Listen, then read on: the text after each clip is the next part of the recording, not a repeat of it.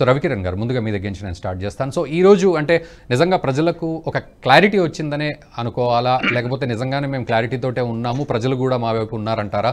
So ఎలా అంటే ఇప్పటివరకు అంటే వాస్తవానికి కొంత బీజేపీ మౌనంగా ఉంది, మేనిఫెస్టో విషయంలో కూడా అటు టీడీపీ అండ్ జనసేన ఉమ్మడి మేనిఫెస్టో అన్నప్పుడు కూడా బీజేపీ కొంత సందిగ్ధతగా ఉంది, ట్విట్టర్లో ఏదో రెస్పాండ్ అయ్యారని, ఇవన్నీ పటాపంచలు చేస్తూ ఈరోజు ఒక ఉగ్రరూపంలో ముందుకెళ్ళి క్లారిటీ ఇచ్చిన పరిస్థితి ఉందా? ఎలా అర్థం చేసుకోవాలి ఈరోజు సభని? రఘునందన్ గారు, ముందుగా మీకు తోటి జర్నలిస్ట్కి, నేషనలిస్ట్ అధ్యక్షులందరికీ శుభ సాయంత్రం అండి. ఈరోజు ప్రధానమంత్రి నరేంద్ర మోడీ గారు ఉభయ సభలు, అటు రాజమండ్రి సభ, అనకాపల్లి సభలో చండ ప్రచండగా ఉపన్యాసం సాగిందని చెప్పక తప్పదు.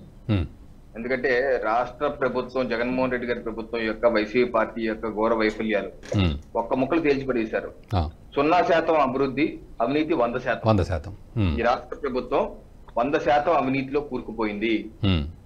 ఓ పక్కనేమో రాజకీయ వారసత్వం తన తండ్రి నుంచి తీసుకున్నారు, కానీ కనీసం వారి తండ్రి ప్రారంభించినటువంటి ఇరిగేషన్ ప్రాజెక్ట్స్, సుజల శ్రవంతి లాంటి ప్రాజెక్ట్స్ కూడా ఏ మాత్రం పూర్తి చేయలేకపోయారు.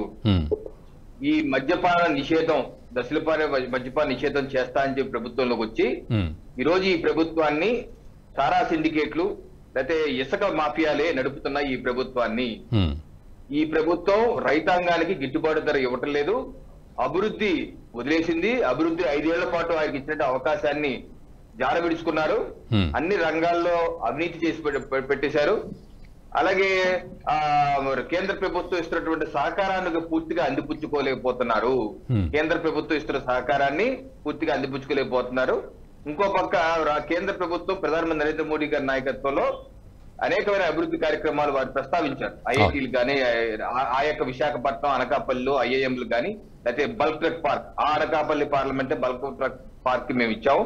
అలాగే ఫిషింగ్ హార్బర్స్ కి నిధులు ఇస్తున్నాము, అలా వివిధ ప్రాజెక్ట్స్ అభివృద్ధికి ఇస్తున్నాము. పోలవరం కూడా 15,000 కోట్ల పైచీలకి ఇస్తే వరకు పూర్తి చేసే చిత్తశుద్ధి వారు చూపలేకపోయారు. అలాగే చక్కెర కర్మాగారానికి కూడా దాని అనకాపల్లి ఎక్కువ చక్కెర కర్మాగారాలు ఉంటాయి, వారి యొక్క పునరుద్ధరణ మీద ధ్యాస పెట్టలేదు. ఎందుకంటే దాని నుంచి ఇథనాల్ చేసి పెట్రోల్ లో బ్లెండ్ చేసుకోవచ్చు. సో ఆ రకంగా కేంద్ర ప్రభుత్వం కూడా దాన్ని సహకరిస్తుంది, దాన్ని కూడా ప్రోత్సహించుకోలేదు. సో రైతాంగానికి గిట్టుబాటు ధర లేదు. సో అన్ని విధాలుగా రాష్ట్ర ప్రభుత్వం ఫెయిల్ అయింది. రాష్ట్ర ప్రజలకి మోదీ గ్యారంటీ ఉంది, చంద్రబాబు నాయుడు యొక్క మంచి అనుభవమైన పరిపాలన ఉండబోతుంది. అలాగే పవన్ కళ్యాణ్ గారి యొక్క సహకారం, వారి యొక్క సహకారం, వారి యొక్క తోడ్పాటు కూడా ఉంటది. సో వచ్చేది ఎన్డీఏ ప్రభుత్వమే, ఆంధ్రప్రదేశ్ లో వచ్చేది ఎన్డీఏ ప్రభుత్వమే, తప్పనిసరిగా ప్రజలు దాన్ని సహకరించాలని చెప్పేసి అన్ని విషయాలు, అన్ని 3 రాజధానుల అంశం కూడా రేవెత్తారు ప్రధానమంత్రి నరేంద్ర మోడీ. 3 రాజధానులు అన్నారు, ఒక్క రాజధాని కూడా నిర్మాణం చేయలేదు, ఒక్కటి కూడా నిర్మాణం చేయలేదని చెప్పేసి చేయడం. అలాగే ఆ విశాఖపట్నం రైల్వే జోన్ కి మేము సహకరిస్తుంటే 52 ఎకరాలకు ఇప్పుడు వరకు వాళ్ళు ఇవ్వలేకపోయారు, భూమి కూడా కేటాయించలేకపోయారు అని చెప్పేసి కూడా వారికి చెప్పడం జరిగింది.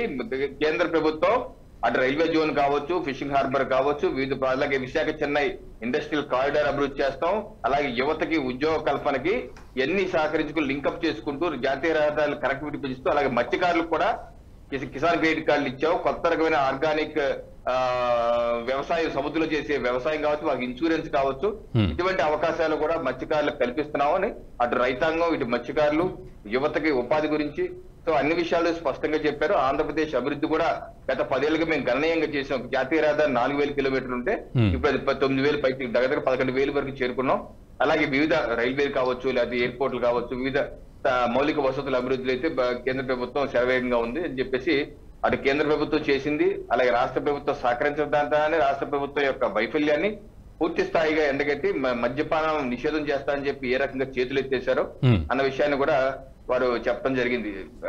రఘునందన్ గారు, ఈ వీడియో మీకు నచ్చినట్టయితే లైక్ చేయండి, 10 మందికి షేర్ చేయండి. అలాగే కామెంట్ల రూపంలో మీ అభిప్రాయాలను మాతో పంచుకోండి. Nationalist hub group of channels ను సబ్స్క్రైబ్ చేసుకుని తెలుగునాట జాతీయవాద జర్నలిజాన్ని ప్రోత్సహించండి. ఈ వీడియో కింద ఉన్న బెల్ ఐకాన్ పై క్లిక్ చేయడం మర్చిపోవద్దు.